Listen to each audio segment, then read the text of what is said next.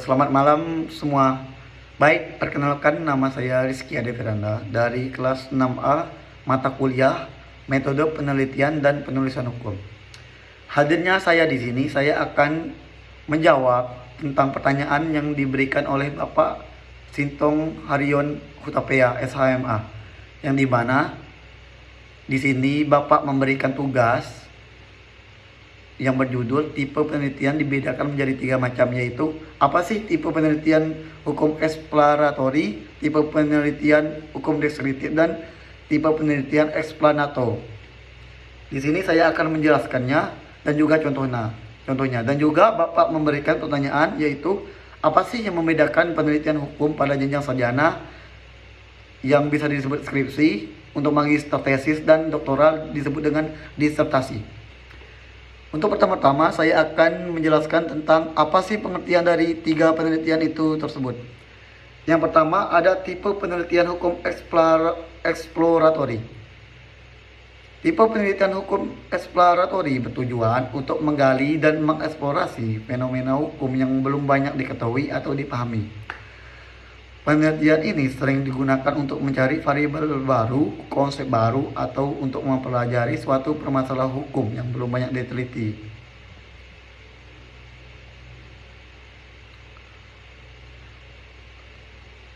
Di dalam tipe penelitian hukum ini sendiri juga, di exploratory ini juga ada tujuannya, teman-teman. Tujuannya pertama yaitu dapat menggali dan menemukan fenomena baru, yang berarti penelitian ini bertujuan untuk memperoleh wawasan tentang permasalahan hukum yang belum banyak dibahas. Fokusnya adalah mencari variabel baru yang dapat dikaji lebih lanjut dalam penelitian hukum selanjutnya. Tujuan yang kedua yaitu menyelidiki keterkaitan antara berbagai elemen hukum, yang berarti penelitian ini juga berusaha untuk mengidentifikasi dan menyelidiki hubungan antara elemen hukum yang mungkin belum banyak diketahui. Metode yang biasa dipakai dalam penelitian eksploratory ini tersebut adalah metode yang cenderung lebih fleksibel dan tidak terikat pada suatu hipotesis tertentu, yang dimana peneliti sering menggunakan pendekatan kualitatif dengan pengumpulan data melalui wawancara, observasi, atau studi kasus untuk menggali informasi lebih dalam tentang topik yang sedang diteliti. Dalam penelitian hukum eksploratory ini tersebut juga ada kelebihan dan kekurangannya, teman-teman. Di sini saya akan memaparkan 3 kelebihan dari penelitian ini. Yang pertama, dapat membuka peluang penelitian lebih lanjut di bidang hukum yang sebelumnya kurang terjamah. Yang kedua, dapat mengidentifikasi area atau isu baru dalam dunia hukum. Yang ketiga, berguna untuk mengembangkan teori-teori baru dalam ilmu hukum. Dan untuk kekurangannya juga ada 3, teman-teman. Yang pertama, ada hasil yang didapatkan cenderung lebih bersifat sementara dan spekulatif. Yang kedua, tidak memberikan kesimpulan yang terlalu mendalam karena masih dalam tahap penggalian awal. Yang ketiga, memerlukan waktu yang cukup lama untuk mengumpulkan data yang relevan dan valid. Contoh penelitian hukum eksploratory ini tersebut dengan cara penelitian ini mengenai penerapan hukum digital di Indonesia terkait dengan perkembangan teknologi informasi yang cepat. Topik ini masih terbuka untuk banyak penelitian karena hukum digital adalah ranah yang relatif baru dan terus berkembang. Yang kedua ada tipe penelitian hukum deskriptif. Definisi penelitian hukum deskriptif ini tersebut bertujuan untuk menggambarkan fenomena hukum yang ada secara objektif dan sistematis tanpa melakukan analisis mendalam terkait hubungan sebab akibat atau mencari solusi. Fokus penelitian ini adalah untuk menyajikan data yang ada dalam bentuk deskripsi yang jelas dan terperinci. Tujuan dari penelitian hukum deskriptif ini sendiri, yang pertama ada menggambarkan kondisi hukum yang ada saat ini. Penelitian deskriptif ini bertujuan untuk menggambarkan dan menjelaskan keadaan hukum yang berlaku, seperti status hukum, aturan yang ada, atau implementasi suatu kebijakan hukum. Tujuan yang kedua ada menyajikan data yang lengkap dan akurat. Penelitian ini cenderung mengumpulkan data hukum yang ada untuk disajikan kepada pembaca dalam bentuk yang jelas dan informatif. Selanjutnya, metode yang sering digunakan dalam penelitian hukum deskriptif ini sendiri dengan cara menggunakan pendekatan yang lebih cenderung, lebih sistematis dan empiris. Peneliti akan mengumpulkan data hukum yang ada, misalnya dengan menganalisis peraturan perundang-undangan, keputusan pengadilan, atau praktik hukum di masyarakat. Metode pengumpulan data ini bisa melalui studi pustaka, wawancara, dan atau observasi. Nah, dalam penelitian hukum deskriptif ini sendiri ada kelebihan dan kekurangannya teman-teman. Kelebihannya ada 3 teman-teman. Yang pertama ada dapat memberikan gambaran yang jelas tentang fenomena hukum tertentu. Yang kedua, berguna untuk memberikan pemahaman dasar tentang peraturan atau kebijakan yang ada. Yang ketiga, memberikan data yang konkret dan berguna bagi pengambil kebijakan atau pihak yang berkepentingan. Untuk kekurangannya sendiri, yang pertama ada tidak memberikan penjelasan mengenai sebab akibat dari fenomena yang diteliti. Yang kedua, tidak dapat menjawab pertanyaan yang lebih dalam tentang mengapa fenomena tersebut terjadi. Yang ketiga, tidak memberikan solusi atau rekomendasi bagi masalah yang ada. Contoh penelitian dari penelitian hukum deskriptif ini sendiri yaitu menganalisis dan menggambarkan penerapan hukum hak cipta di Indonesia berdasarkan keputusan pengadilan yang telah ada.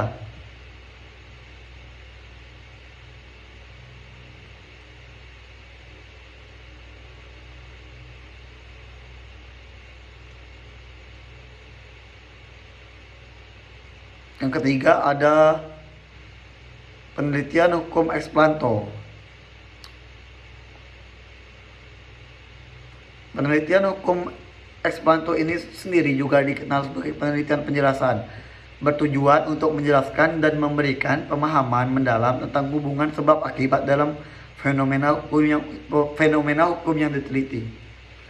Penelitian ini berfokus pada analisis yang lebih mendalam mengenai bagaimana sih dan mengapa sih suatu peristiwa hukum itu dapat terjadi. Dalam tipe penelitian hukum ex planto ini sendiri ada beberapa tujuan teman-teman. Yang pertama, menjelaskan hubungan sebab akibat dalam fenomena hukum.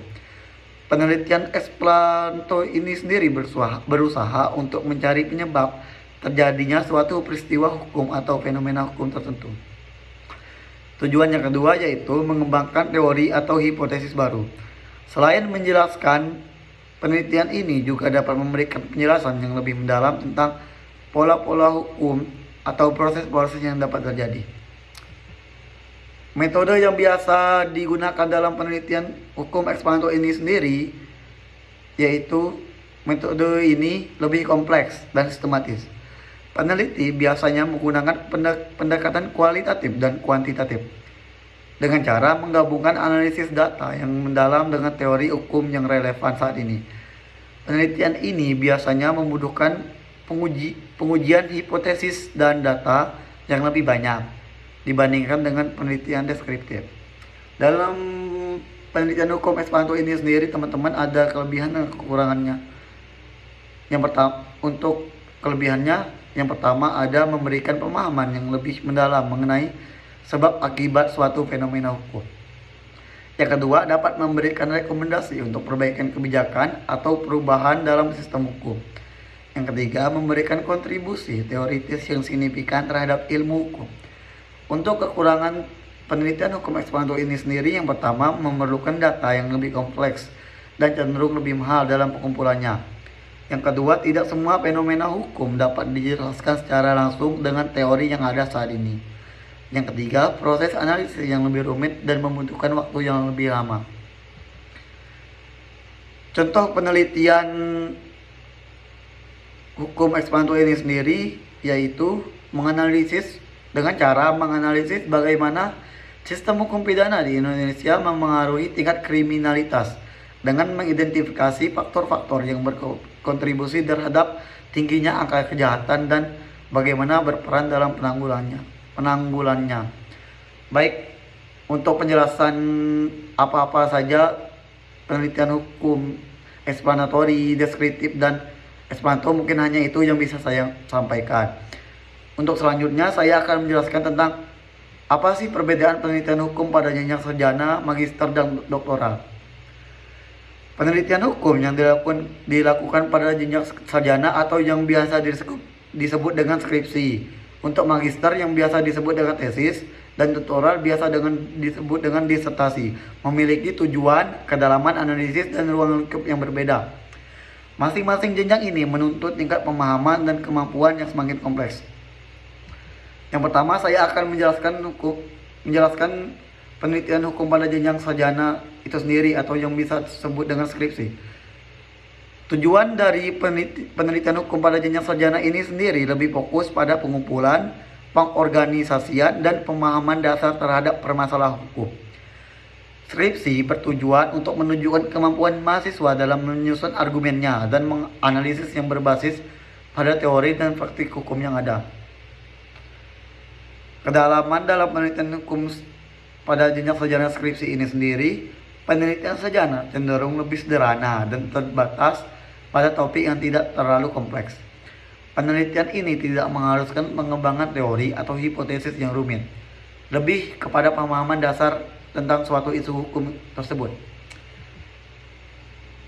Pada skripsi ini tersebut, metode yang biasanya digunakan lebih ke deskriptif dan exploratory, yang dimana dengan analisis yang terbatas pada data yang ada dan teori yang sudah ada.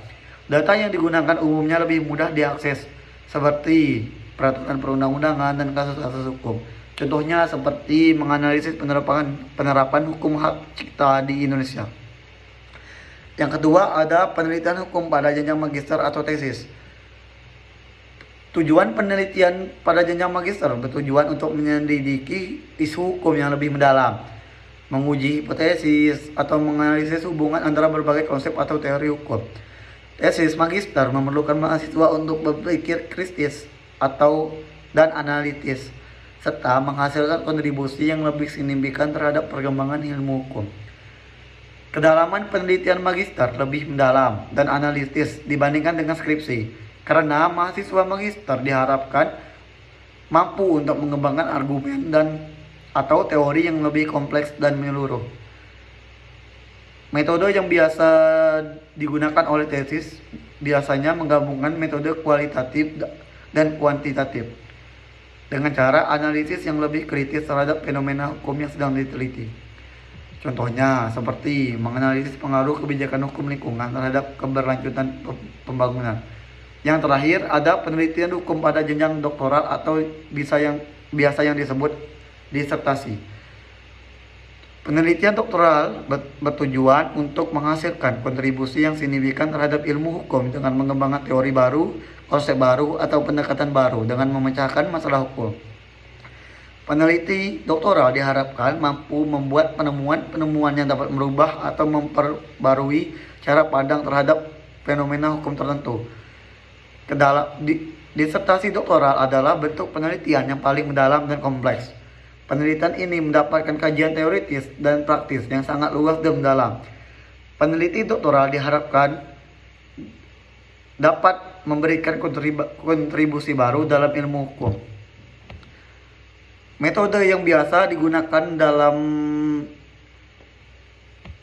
dalam penelitian hukum disertasi ini adalah sangat bervariasi teman-teman, tetapi lebih banyak menggunakan pendekatan yang sangat mendalam, baik kualitatif maupun kuantitatif, dengan hipotesis yang kuat dan analisis yang mendalam. Contohnya seperti mengembangkan teori baru tentang hukum internasional dan hak asasi manusia di negara berkembang, contohnya seperti negara kita, Indonesia. Nah, kesimpulannya dari penjelasan saya itu sendiri, penelitian hukum dapat dibedakan menjadi 3 tipe utama, yaitu exploratory, deskriptif, dan explanto, masing-masing dengan tujuan dan metodologi yang berbeda.